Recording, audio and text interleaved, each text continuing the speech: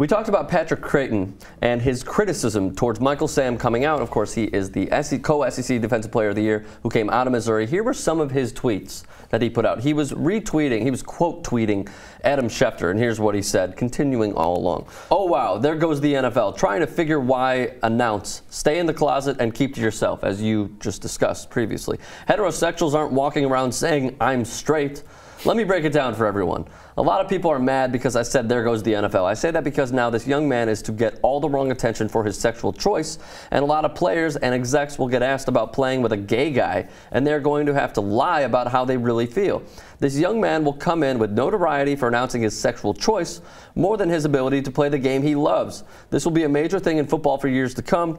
So for all you guys cussing at me and calling me a bigot, asshole, or whatever, know where TF I'm coming from before you do what you hate others to do when a situation like this is announced. Now go enjoy your life, or you can make yourself feel better by calling me names. But yet, it seems like it's getting to him. But yet, if it happens to you, you can't handle it. I'm going to get on with my life, Patrick Crayton. I do know where you're coming from, and you're a bigot. Or an asshole. One of the two. I mean, there's so much wrong with what he said. How they should stay in the closet to start? It's not a choice. Yeah. It's not a choice. I mean, that's a firm thing that he doesn't grasp.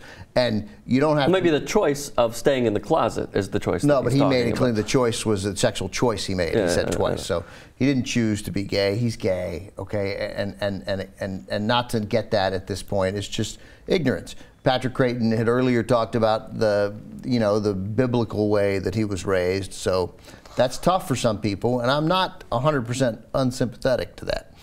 And unlike race issues, although, what these guys are saying now and the locker room chemistry, distraction for the teams, I mean, it's identical to Major League Baseball in 1947 and the NFL in the years Thank you so much for making that point, because Hotz and I were talking about it, and I was like, oh, well, the NFL execs that we'll get to in a moment, Jackie Robinson, no one should have taken a chance on him. Right. And these sort of issues that just that people are being totally ignorant to, a la Patrick Crayton, a la the execs that we'll get into in just a moment. It's beyond ridiculous. I don't know whether a guy like Patrick Crayton can be sort of learn that he's being bigoted. Because, again, he's raised this way. Again, that's really almost identical to race. That's what everybody said. They were raised this way. The different component here is sex, and sex makes people weird. Yeah. And we don't know how to react to it, and we don't like talking about it openly in this country. Are you going to get into your argument where you say, we watch porn, we like to watch porn? Is that what you're going to say? We do like to watch porn, but we like to watch porn privately, and we generally, don't tell people about it. And sex makes people queasy. And makes people uncomfortable, even no matter what, any kind of sex, straight sex, gay sex, at all. So we throw this sexual component into the issue that otherwise is exactly the same as racism. And I forgive, 12% of the ignorance out there if those people turn quickly. Sure. Like, if what some of these guys within 2 days, it's like, I thought it was crazy and it was going to be a distraction. You know what, he's just like everybody else. I don't know what I was thinking. And I think there will be a lot of that. The gay rights issue has come, it has come fast and hard, and like people didn't see it coming in this quickly. From the moment that Joe Biden sort of forced Barack Obama's hand to stand up in support of gay marriage, you see what the presidential power can really do if they put their mind to something. The entire way the conversation has changed in 5 years, or where it's been less than 5 years. It's stunning. So there's going to be another play. That's the good news, is that Michael Sam, whether he makes it or not, is going to lead to some other player. But initially, right now, if you heard Michael Sam yesterday, this is, I think, an important point. If you heard Michael Sam, you're a gay player, and you heard Michael Sam come out yesterday, and you thought, that's great, I can't wait to come out. Now I'd read the papers this morning, and I'd listen to all this, and I'd see his draft stocks, and all of a sudden people are like, he's not that good, he might not get drafted, which might be true. Like, I don't know anything about the NFL draft. Yeah. I'd think, it might be legitimate. Like, some guy might be like, I'd draft him if he were gay, I'd draft him #1 if he were gay, but I don't think this guy's good enough for us to draft.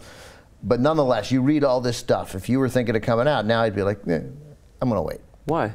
because look what's happened to him already. The storyline today that we're reading here, he dropped 70 spots. Coincidentally, come fucking on.